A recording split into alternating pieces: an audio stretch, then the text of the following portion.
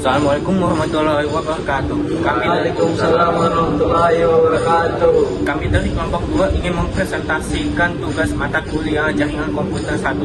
Izin perkenalkan diri, nama saya Sultan Afrisafik dan kelas 2 dengan FM 2578 2027. Perkenalkan, nama saya Muhammad Fahri dari kelas 2C NPM 2578 2075. Perkenalkan, nama saya Ambarwati NPM 25782003 dari kelas 2A. Perkenalkan, nama saya Bella Sari dengan NPM 25782006 dari kelas 2A. Perkenalkan, nama saya Salimah Febriani dengan NPM 25782085 kelas 2C. Perkenalkan, nama saya Rezi Vanessa Putra dari kelas 2A dengan NPM 2578 2023. Perkenalkan, nama saya Yandri Nata Rizky dari kelas 2A NPM 2578 2029. Perkenalkan, nama saya Muhammad Fawaz Medidi Utama dengan NPM 2578 2014 dari kelas 2A. Di sini kami akan mempresentasikan secara singkat tentang modul 1. Langsung aja untuk submodul 1.1 yaitu net jaringan komputer memengaruhi kehidupan. Contoh jaringan komputer yang memengaruhi kehidupan adalah sejak tahun 1997 Cisco telah bekerja untuk satu tujuan, yaitu edukasi dan kemampuan tentang jaringan internet. Langsung aja untuk modul 1.2 yaitu komponen jaringan. Di sini ada peraturan host yang berupa software server. Misalnya aja email, web, dan satu lagi file. Selanjutnya ada jaringan peer-to-peer. Host dan software server biasanya berjalan dengan komputer terpisah. Namun satu komputer bisa bekerja sebagai dua fungsi dalam satu waktu. Untuk komponen-komponen jaringan utama ada end device atau perangkat akhir yang berfungsi sebagai perangkat pengguna. Contohnya saja komputer, laptop maupun HP. Selanjutnya ada intermediary device atau perangkat perantara. Misalnya aja LAN switch, router, hub, firewall. Dan selanjutnya ada net transmisi media yang itu bisa berupa jaringan berkabel, nirkabel ataupun fiber optik.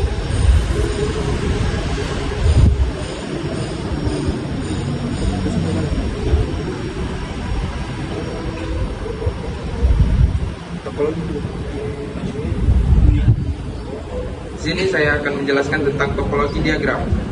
Topologi diagram adalah gambaran struktur jaringan. Ada dua jenis topologi, yaitu physical topologi yang menunjukkan bentuk fisik jaringan. Yang contohnya seperti server room, posisi perangkat, kabel nyata. Intinya adalah bagaimana jaringan dipasang secara nyata. Yang kedua adalah logical topologi, menunjukkan cara kerja jaringan. Yang contohnya adalah IP address, jalur data, dan koneksi antar network. Intinya adalah bagaimana data mengalir. Dan perbedaan utamanya adalah fisikal adalah bentuk nyata, logikal adalah alur komunikasi.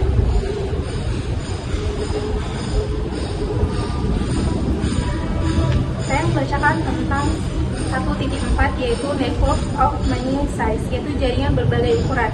Jaringan komputer memiliki ukuran yang berbeda-beda, dari yang sangat kecil 2 komputer sampai yang sangat besar jutaan komputer. Fungsinya yaitu berbagai sumber daya, printer, file musik, dan lain-lain. Jenis berdasarkan skala yaitu homework untuk kebutuhan rumah atau berbagi file atau printer. Ada juga enterprise network yaitu untuk perusahaan besar, server, email, dan kolaborasi. Internet adalah jaringan terbesar yaitu disebut dengan network of networks. Dan di sini juga ada di rumah atau kantor kecil sering menggunakan peer-to-peer yaitu perangkat bisa jadi client atau server sekaligus. Yang kedua yaitu ada LAN dan WAN. Jaringan dibedakan berdasarkan luas area, jumlah pengguna, jenis layanan, pengelolaan jaringan, yaitu ada LAN, local area network, yaitu jaringan dalam area kecil, rumah, sekolah, atau kantor. Ciri-cirinya menghubungkan perangkat dalam area terbatas, dikelola oleh satu organisasi atau individu, berkecepatan tinggi, yaitu contohnya jaringan wifi rumah atau web komputer. Selanjutnya ada WAN, yaitu Wide Area Network, yaitu jaringan yang mencakup area luas atau kota atau negara. Ciri-cirinya menghubungkan banyak LAN, dikelola oleh provider atau ISP, berkecepatan relatif lebih lambat dibandingkan LAN, contohnya internet. Selanjutnya ada internet. Internet adalah jaringan global yang menghubungkan berbagai jaringan di seluruh dunia. Internet tidak memiliki oleh satu pihak, melainkan dikelola oleh banyak organisasi dan menggunakan standar dan yang sama agar semua perangkat dapat saling berkomunikasi. Yang kedua ada intranet. Intranet adalah jaringan privat yang dimiliki oleh suatu organisasi. Intranet hanya dapat diakses oleh anggota internal seperti karyawan, sehingga digunakan untuk berbagi data dan informasi secara aman di dalam perusahaan. Yang ketiga yaitu extranet. Extranet adalah jaringan yang menghubungkan intranet dengan pihak luar, seperti supplier, pelanggan, dan mitra kerja. Extranet tetap aman, tetapi memberikan akses terbatas pada pihak eksternal yang membutuhkan. Dari gambar kita bisa melihat bahwa intranet berada di dalam bagian paling dalam, extranet di tengah, dan internet di bagian luar, menunjukkan tingkat akses yang berbeda. Kesimpulannya, ketiga jaringan ini memiliki fungsi yang berbeda tetapi saling terhubung untuk mendukung komunikasi dan pertukaran data. Selanjutnya saya akan menjelaskan tentang Internet Connection. Yang pertama ada Internet Access Technology. Ini membahas teknologi untuk mengakses internet. Contohnya fiber optik, pakai serat optik atau paling cepat. Yang kedua wireless, tanpa kabel.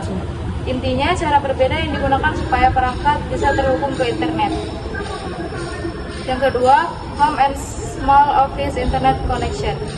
Di sini membahas koneksi internet untuk rumah atau kantor kecil. Ciri-cirinya adalah digunakan untuk jumlah pengguna sedikit, biasanya pakai wifi router atau modem ISP. Kecepatan cukup untuk browsing, streaming, belajar, atau kerja online. Contoh, internet rumah IndiHome, Biznet, dan lain-lain. Yang ketiga ada Business Internet Connection. Ini untuk perusahaan atau bisnis. Ciri-cirinya adalah lebih stabil dan cepat, bisa melayani banyak user. Ada backup connection, dan tetap jalan kalau putus. Intinya lebih mahal, tapi lebih handal dibanding internet rumahan. Yang keempat ada The Converging Network.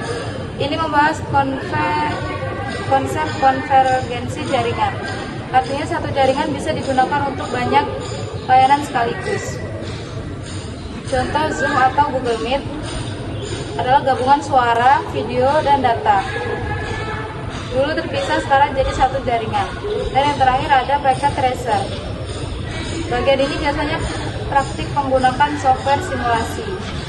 Software yang dipakai Cisco Packet Tracer. Fungsinya membuat simulasi jaringan, menghubungkan perangkat PC, router, switch, melihat alur komunikasi data. Intinya belajar networking tanpa harus pakai alat asing. Selanjutnya saya akan menjelaskan pada bagian 1.6, yaitu tentang arsitektur jaringan dan karakteristik intinya. Arsitektur jaringan adalah dasar bagaimana sebuah jaringan dirancang agar dapat menghubungkan perangkat manusia dan informasi secara efisien. Agar jaringan dapat berjalan dengan baik, terdapat 4 karakteristik utama yang harus diperhatikan. Pertama, toleransi kesalahan, yaitu kemampuan jaringan meskipun terjadi gangguan, misalnya dengan jalur cadangan atau redundansi. Kedua, skalabilitas, yaitu kemampuan jaringan untuk berkembang tanpa menurunkan performa ketika jumlah pengguna atau perangkat bertambah. Tiga, kualitas layanan, yaitu yang memastikan data penting seperti video atau suara tetap berjalan lancar meskipun terjadi kemacetan jaringan. Dan yang terakhir, keamanan jaringan, yang meliputi perlindungan data melalui prinsip kerahasiaan, integritas, dan ketersediaan. Kesimpulannya, arsitektur jaringan yang baik harus mampu memberikan koneksi yang andal, fleksibel, berkualitas, dan aman. Di sini saya akan menjelaskan tentang range jaringan. Jaringan menghubungkan kita dan apa yang dibutuhkan untuk menjaga kendalanya. Namun jaringan seperti hal lainnya terus berubah. Ada beberapa tren dalam jaringan yang perlu ada seiring dengan munculnya teknologi baru dan perangkat pengguna di akhir pasaran. Yang kedua, konsep perangkat apapun untuk melihat konten apapun dengan cara apapun adalah tren global utama yang membutuhkan perubahan signifikan pada cara kita menggunakan perangkat dan menghubungkannya dengan aman ke jaringan. Individu ingin terhubung ke jaringan tidak hanya untuk mengakses aplikasi data, tetapi juga untuk berkolaborasi satu sama lain. Kalau kolaborasi didefinisikan sebagai tindakan bekerjasama dengan orang lain dalam sebuah proyek bersama. Alat kolaborasi seperti Cisco Webex yang ditunjukkan pada gambar. Aspek lain dari jaringan yang sangat penting untuk upaya komunikasi dalam kolaborasi adalah video. Video digunakan untuk komunikasi, kolaborasi, dan hiburan. Komputasi awal adalah salah satu cara kita mengakses dan menyimpan data. Komputasi awal memungkinkan kita untuk menyimpan file pribadi, bahkan mencadangkan seluruh drive di server melalui internet. Awan publik adalah aplikasi dan layanan berbasis cloud yang ditaruhkan di cloud publik tersedia untuk masyarakat umum. Awan pribadi adalah aplikasi layanan berbasis cloud yang ditawarkan dalam cloud privat dan ditunjuk untuk organisasi atau entitas tertentu. Dan jaringan tidak hanya memengaruhi cara kita berkomunikasi di tempat kerja dan di sekolah, tetapi juga mengubah banyak aspek dari rumah terbaru mencakup teknologi rumah kita. Jaringan powerline untuk jaringan rumah menggunakan kabel listrik yang sudah ada untuk menghubungkan perangkat seperti yang ditunjukkan. Dengan menggunakan adaptor powerline standar, perangkat dapat terhubung ke LAN.